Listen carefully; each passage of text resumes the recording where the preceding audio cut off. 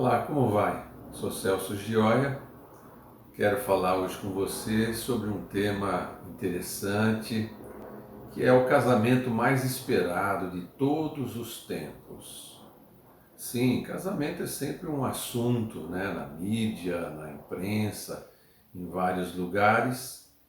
Ele desperta muito interesse e tem pessoas que buscam fazer o casamento com grandes banquetes, muitos convidados, pessoas importantes, lugares maravilhosos.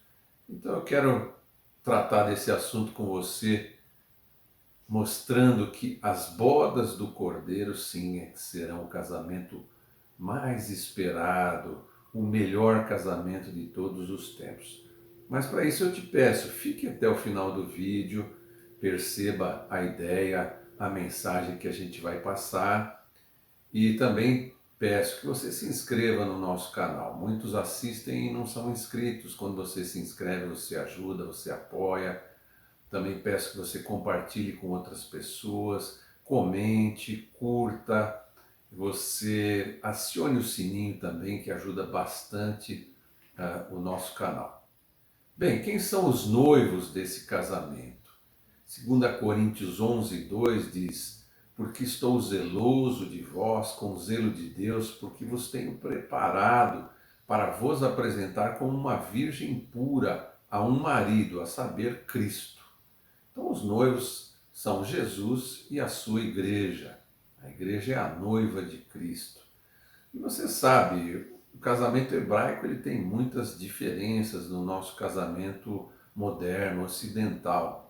Uma delas é o contrato de casamento. Então, existe um contrato de casamento entre Jesus e a sua igreja, entre o noivo e a noiva, como era comum lá nos tempos de Jesus, ou mesmo antes.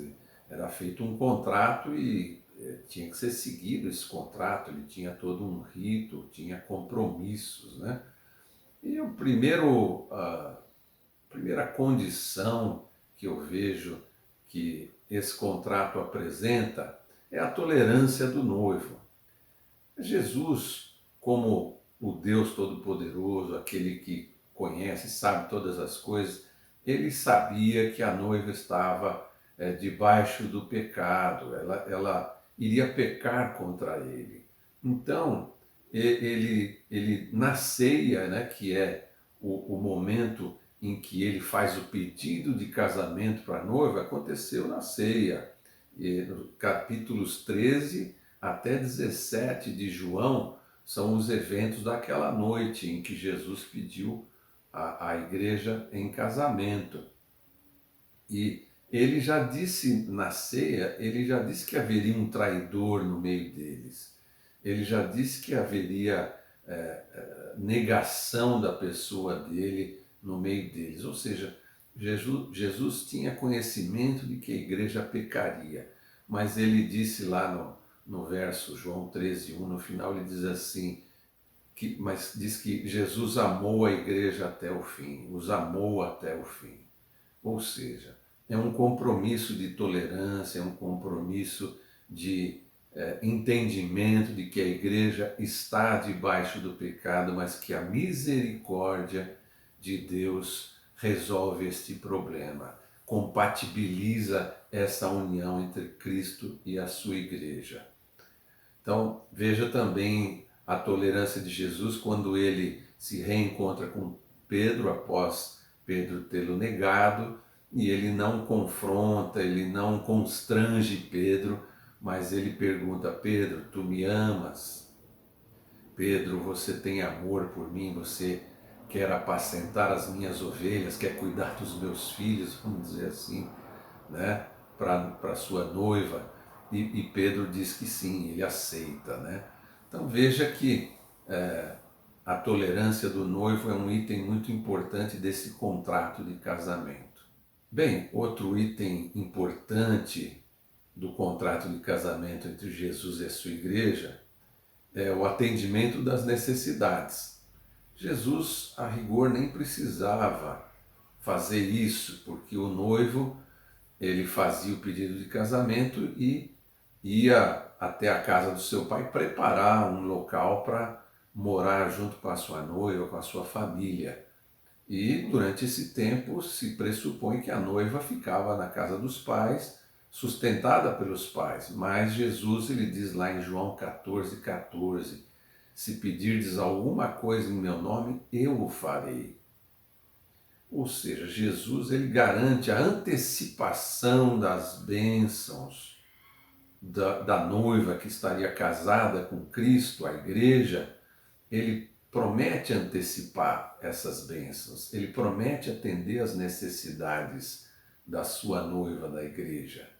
Então veja como ele é um noivo zeloso, mesmo antes de consumar o casamento com a habitação conjunta, ele já promete atender às necessidades dela.